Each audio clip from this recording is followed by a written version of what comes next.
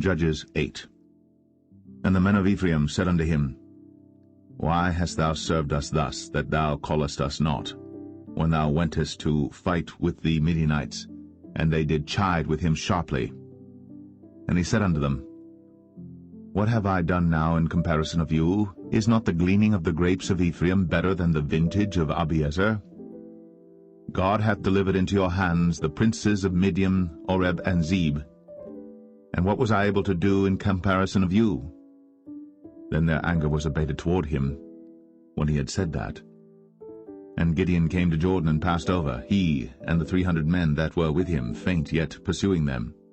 And he said unto the men of Succoth, Give, I pray you, loaves of bread unto the people that follow me, for they be faint, and I am pursuing after Zebah and Zalmunna, kings of Midian. And the princes of Succoth said, Are the hands of Zebah and Zalmunna now in thine hand, that we should give bread unto thine army? And Gideon said, Therefore when the Lord hath delivered Zebah and Zalmunna into mine hand, then I will tear your flesh with the thorns of the wilderness and with briars. And he went up thence to Penuel, and spake unto them likewise. And the men of Penuel answered him as the men of Succoth had answered him. And he spake also unto the men of Penuel, saying, When I come again in peace, I will break down this tower.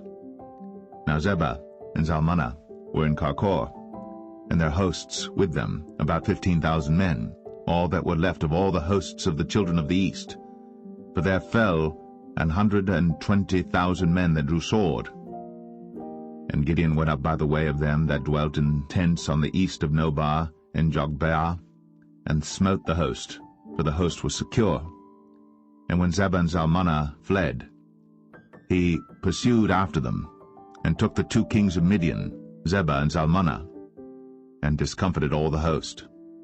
And Gideon the son of Joash returned from battle before the sun was up, and caught a young man of the men of Succoth, and inquired of him.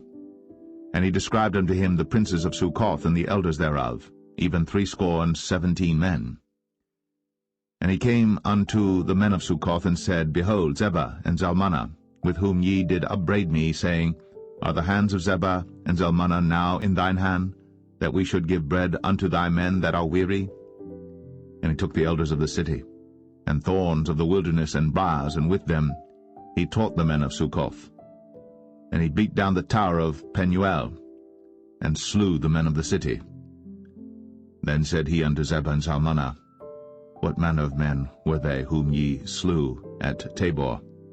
And they answered, As thou art, so were they. Each one resembled the children of a king. And he said, They were my brethren, even the sons of my mother. As the Lord liveth, if ye had saved them alive, I would not slay you. And he said unto Jether his firstborn, Up, and slay them.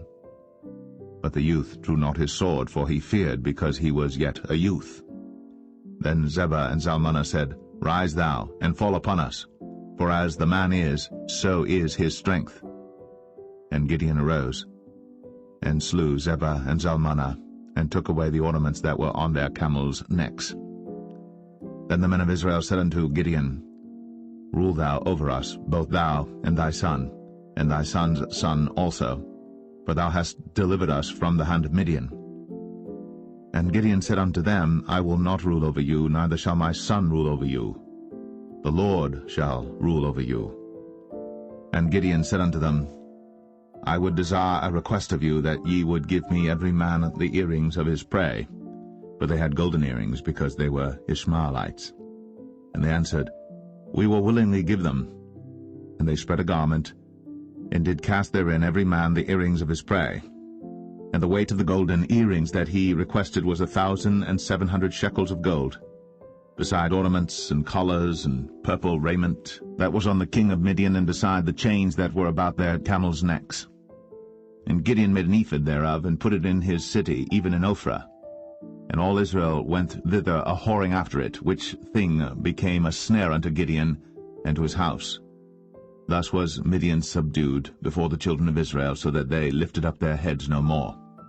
And the country was in quietness 40 years in the days of Gideon. And Jerubbaal the son of Joash went and dwelt in his own house. And Gideon had 70 sons of his body begotten, for he had many wives.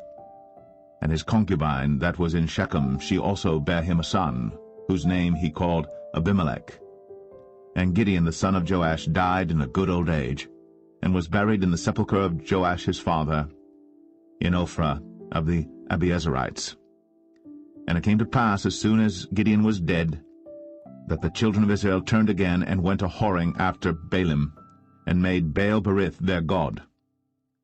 And the children of Israel remembered not the Lord their God, who had delivered them out of the hands of all their enemies on every side. Neither showed they kindness to the house of Jerubbaal, namely Gideon, according to all the goodness which he had shown unto Israel.